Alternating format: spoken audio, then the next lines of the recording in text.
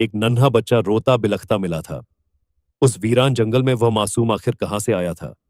कौन उसे वहां छोड़ गया था? बूढ़ी औरत उसे अपने साथ घर ले गई, मगर जब उस बच्चे का असली राज सबके सामने खुला, तो सुनने वालों के पैरों तले से जमीन खिसक गई। दिन का वक्त था। जंगल पर गहरी खामोशी छाई हुई थी, जैसे पेड़ भी सांस रोककर किसी अनजाने हादसे के इंतजार में खड़े हों। हवा बहुत धीमी थी, पत्तों की सरसराहट तक जैसे थम गई थी। उसी खामोशी के बीच बूढ़ी अम्मा हलीमा जंगल के एक कोने में लकड़ियां काट रही थीं। हर वार के साथ उनकी सांस फूल जाती, सीना जोर जोर से उठता, मगर वह रुकती नहीं थी। गरीबी ने उन्हें हिम्मत करना सिखा दिया था और जरूरत ने सब्र करना। कुछ देर बाद उन्होंने कटी हुई लकड़ियों को अपने दुपट्टे में समेटा, उन्हें अच्छी तरह बांधा और भारी गट्ठा उठाकर धीरे धीरे जंगल के अंदर की तरफ बढ़ने लगी। उनके कदम कमजोर जरूर थे, मगर आदत ने उन्हें संभाल रखा था। अभी वह कुछ ही कदम आगे बढ़ी थी कि अचानक उनके कानों में किसी नन्हे बच्चे के रोने की आवाज पड़ी। अम्मा हलीमा चौंक उठी। उनके कदम वहीं थम गए। उन्होंने घबराकर चारों तरफ नजर दौड़ाई, मगर आसपास कोई इंसान दिखाई नहीं दिया। जंगल फिर से खामोश हो गया, लेकिन उनके दिल की धड़कन तेज हो चुकी थी। वह सावधानी से थोड़ा और आगे बढ़ी। हर कदम के साथ वह आवाज कुछ साफ होती जा रही थी। तभी उनकी नजर एक अजीब से मंजर पर पड़ी और उनकी आंखें हैरत से खुली रह गईं। वह किसी जानवर का घोंसला था, मगर उसके अंदर एक नवजात इंसानी बच्चा पड़ा हुआ था। गुलाबी कंबल में लिपटा वह नन्हा सा वजूद जोर जोर से रो रहा था। ऐसा लग रहा था जैसे भूख और डर ने उसकी सांसों तक को बेचैन कर दिया हो। उस मासूम का चेहरा लाल हो चुका था और उसके छोटे छोटे हाथ हवा में बेसहारा हिल रहे थे। अम्मा हलीमा का दिल तड़प उठा। उनका बूढ़ा सीना उस बच्चे की आवाज सुनकर कांप गया। वह फौरन आगे बढ़ी और कांपते हाथों से बच्चे को अपनी गोद में उठा लिया।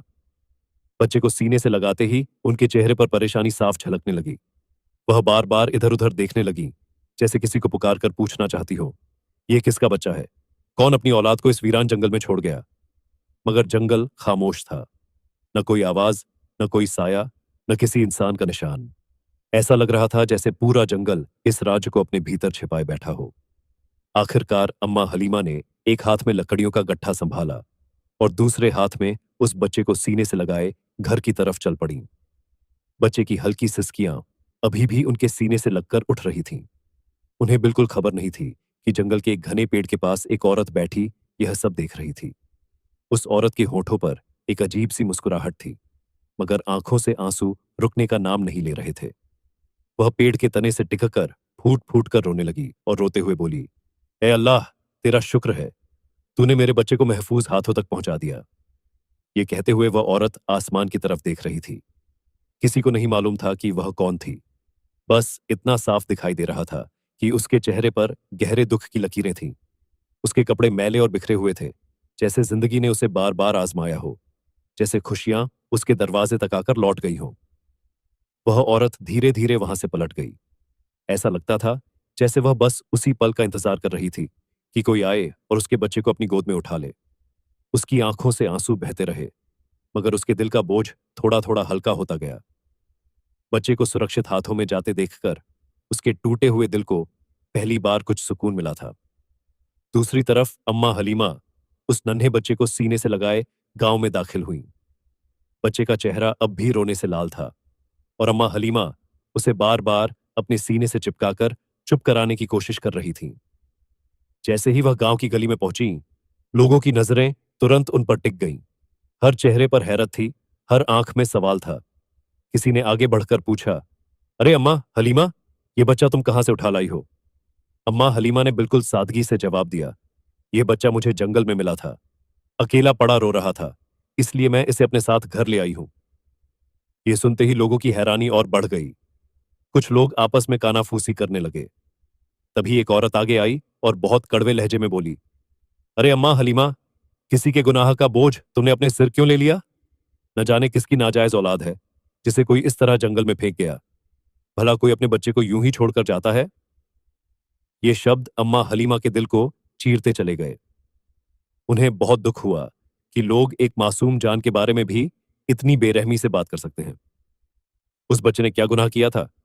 वह तो सिर्फ रोता हुआ, बेसहारा और भूखा मिला था। अम्मा हलीमा ने तुरंत अपने लहजे को मजबूत किया और बोली, यह बच्चा मैं लेकर आई हूं और इसकी परवरिश की जिम्मेदारी भी मेरी है। किसी को कोई हक नहीं कि इस मासूम पर उंगली उठाए या इसके बारे में गंदी बातें करे। उनकी आवाज में ऐसा यकीन था कि मजदूरी करके जी हलीमा घर के आंगन में बैठी सब्जी काट रही थी। दुख और शिकायत से लाल हो रहा था। अम्मा हलीमा ने उसे इस हालत में देखा तो उनका दिल तड़प उठा। उन्होंने फौरन चाकू और सब्जी एक तरफ रख दी और घबराकर बोली, क्या हुआ बेटा, तुम क्यों रो रहे हो? फैजान सिसकते हुए बोला, अम्मा, आपको पता है गली में जो फारूक है, आज उसने मुझे फिर मारा। वह हर रोज मुझे मारता है, स्कूल में भी तंग करता है। आज जब मैंने अपना बदला लिया तो उसकी माँ ने मुझे बहुत डांटा। वह कहती है कि मैं नाजायज हूं। वह कहती है कि मेरा कोई नहीं है, न माँ बाप, न आप मेरी असली माँ हैं। अम्मा, यह नाजायज क्या होता है? फैजान के नन्हे मुंह से ये बातें सुनकर अम्मा हलीमा का दिल जैसे कटकर रह गया। उनकी आंखें भर आईं। वह सोच भी नहीं सकती थी कि कोई इतनी छोटी उम्र के बच्चे के दिल पर ऐसे जहरीले शब्दों का बोझ डाल सकता है। उन्होंने तुरंत फैजान को अपनी बाहों में भर लिया, उसके सिर पर हाथ फेरा और भरे हुए गले से बोली, बेटा, दोबारा ऐसी बात अपने मुंह से बिल्कुल मत निकालना। मैं ही तुम्हारी मां हूं। लोग गुस्से में बहुत कुछ कह देते हैं, मगर तुम उनकी बातों को दिल पर मत लेना। मगर अम्मा हलीमा का दिल उस दिन बहुत दुखी था। उसी रोज वह उस औरत के घर गई। उनके चेहरे पर ममता का दर्द भी था और एक मां की मजबूती भी। उन्होंने साफ और सख्त लहजे में कहा, अगर दोबारा तुमने मेरे बच्चे से इस तरह की बात की तो मैं तुम्हें नहीं छोड़ूंगी। मैं उसकी मां हूं, मैं ही उसका खानदान हूं। मेरे बेटे पर कोई उंगली नहीं उठाएगा और न उसके बारे में ऐसी घटिया बातें करेगा। उस दिन के बाद अम्मा हलीमा फैजान की ढाल बन गई। उन्होंने उसे अपनी कोख से जन्म नहीं दिया था, मगर उससे मोहब्बत सगी मां से भी बढ़कर की। वह उसकी हर तकलीफ से पहले टूट जाती और हर खुशी पर सबसे पहले मुस्कुराती। उनकी गोद ही फैजान का घर थी, उनका आंचल ही उसका सहारा था। दिन यूं ही गुजरते रहे। फैजान अब स्कूल जाने लगा था। वह पढ़ाई में समझदार था और अम्मा हलीमा की ममता हर कदम पर उसके साथ रहती थी। वक्त अपनी चाल चलता रहा। देखते देखते फैजान 10 साल का हो गया। अब वह पहले से ज्यादा समझदार, जिम्मेदार और बातों को समझने वाला बच्चा बन चुका था। वह अक्सर अम्मा हलीमा से कहता, अम्मा, एक बार मैं पढ़ लिख जाऊं, फिर देखिएगा, आपको यह लकड़ियां काटने का काम नहीं करना पड़ेगा। मैं आपको शहर में एक बड़ा सा घर लेकर दूंगा। आप बस आराम से रहेंगी। फैजान की ये मासूम बातें सुनकर अम्मा हलीमा मुस्कुरा देती, मगर उनकी आंखों में दुआएं उतर आतीं। वह दिल ही दिल में अल्लाह से यही मांगती कि उनका फैजान हमेशा सलामत रहे और एक दिन सचमुच अपने पैरों पर खड़ा हो। यह भी रोज की तरह एक साधारण दिन था। फैजान स्कूल गया हुआ था और अम्मा हलीमा हमेशा की तरह जंगल में लकड़ियां काट रही थीं। उनकी जिंदगी का गुजारा इन्हीं लकड़ियों पर चलता था। धूप पेड़ों की शाखों से छनकर जमीन पर गिर रही थी और जंगल में वही पुरानी खामोशी फैली थी। अम्मा हलीमा कुल्हाड़ी से लकड़ियां काटने में मग्न थी कि अचानक उनकी नजर सामने खड़ी एक औरत पर पड़ी। वह चौंक उठी।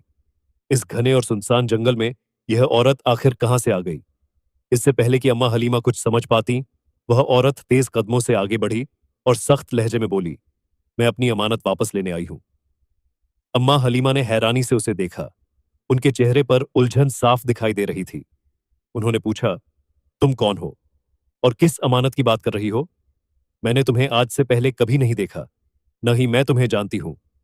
उस औरत ने बिना देर किए कहा, मैं अपना बच्चा वापस लेने आई हूं, जिसे 8 साल पहले मैं यहीं छोड़कर गई थी।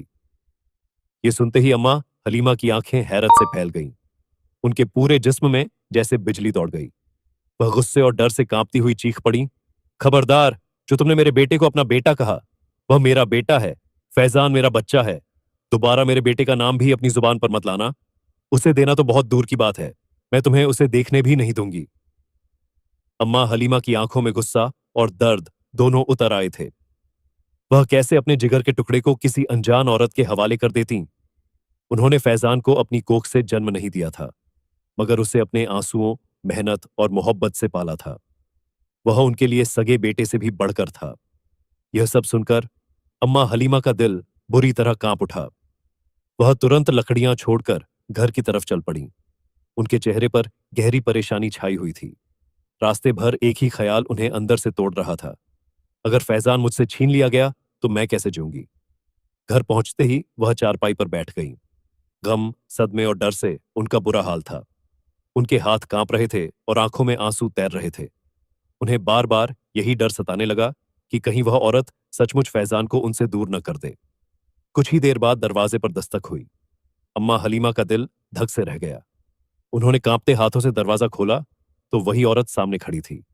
वह अंदर आई और रोते हुए अम्मा हलीमा के सामने हाथ जोड़कर बोली, खुदा के लिए मेरी बात पर यकीन कीजिए। मैं झूठ नहीं कह रही। मैं आपको सारी सच्चाई बताऊंगी। तब आपको यकीन हो जाएगा कि वह मेरा ही बेटा है। उसकी हालत देखकर अम्मा हलीमा के दिल में भी अजीब सी बेचैनी उठी, मगर डर अब भी बाकी था। वह औरत फूट फूट कर रोने लगी, जैसे बरसों का दबा हुआ दर्द एक साथ बाहर आ गया हो।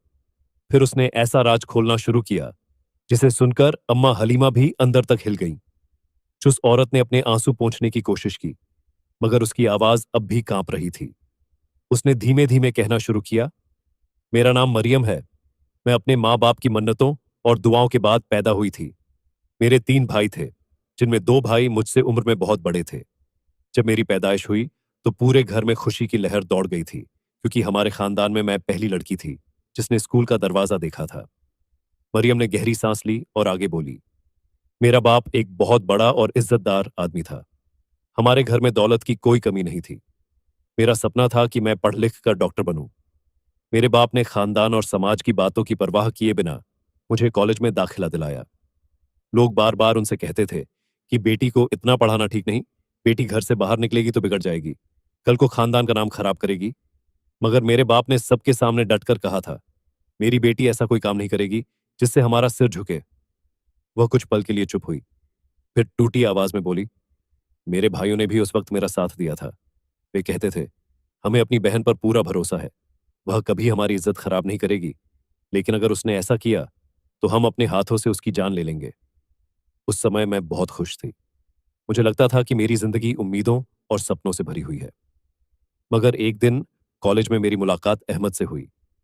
अहमद गरीब घराने का लड़का था, लेकिन समझदार, शरीफ और ज़हीन था। अक्सर पढ़ाई और कॉलेज के काम के सिलसिले में हमारी बात हो जाती थी। इसके अलावा ना मैंने उससे कभी कोई फालतू बात की, न उसने अपनी हद से आगे बढ़कर मुझसे कुछ कहा। धीरे धीरे अहमद मुझे पसंद करने लगा। एक दिन उसने मुझसे अपनी मोहब्बत का इजहार किया, मगर मैंने उसे सख्ती से मना कर दिया। मरियम की आंखें फिर भर आईं। वह बोली, लेकिन वक्त के साथ न जाने कब मेरा दिल भी उसकी तरफ खींचने लगा। जब मेरी कॉलेज की पढ़ाई खत्म हुई, तब तक मैं अहमद से बेपनाह मोहब्बत करने लगी थी। मैं छुप छुप कर उससे राब्ता करती थी। फिर एक दिन अहमद ने कहा कि वह मेरे घर रिश्ता लेकर आना चाहता है, लेकिन मेरे माँ बाप को यह पता नहीं चलना चाहिए कि हम पहले से एक दूसरे को जानते हैं। उसने कहा कि उसकी बहन यह बात कहेगी कि कॉलेज में उसे मरियम पसंद आई थी, इसलिए वे अपने भाई का रिश्ता लेकर आए हैं। कुछ ही दिनों बाद अहमद अपनी माँ के साथ हमारे घर रिश्ता लेकर आया, मगर मेरे अब्बा ने उन्हें इज्जत देने के बजाय बेइज्जत करके घर से निकाल दिया। उन्होंने सख्त और तल्ख लहजे में कहा, तुम जैसे गरीब लोगों को मैं अपनी बेटी का रिश्ता कैसे दे सकता हूं? कभी खुद को देखा है? सड़क छाप लगते हो तुम लोग, हमारे खानदान की बराबरी करने चले हो। मरियम ने कांपती आवाज में कहा। अहमद अपनी मां का हाथ थामे दुखी दिल से वहां से लौट गया। वह मंजर मेरी आंखों में हमेशा के लिए बस गया। मुझे अपने बाप का यह रवैया बिल्कुल भी अच्छा नहीं लगा, मगर मैं उस वक्त कुछ कह नहीं सकी। मैं जानती थी कि अगर मैंने उस समय अपने अब्बा से कह दिया कि मैं अहमद को पसंद करती हूं, तो वे मुझे जिंदा नहीं छोड़ेंगे। खानदान का डर और भाइयों का गुस्सा मेरे सामने दीवार बनकर खड़ा था। मैं सब कुछ सहती रही, मगर कुछ कहने की हिम्मत न कर सकी। कुछ ही दिनों बाद मेरे अब्बा ने मेरा रिश्ता एक बड़े और अमीर खानदान में तय कर दिया। घर में तैयारी शुरू हो गई, मगर मैं अंदर ही अंदर टूटती जा रही थी। मैं खामोश रही, बिल्कुल खामोश। होंठ बंद थे, पर दिल हर पल अहमद को ही पुकार रहा था। उसी दौरान अहमद ने मुझसे, सब्र नहीं कर सकते,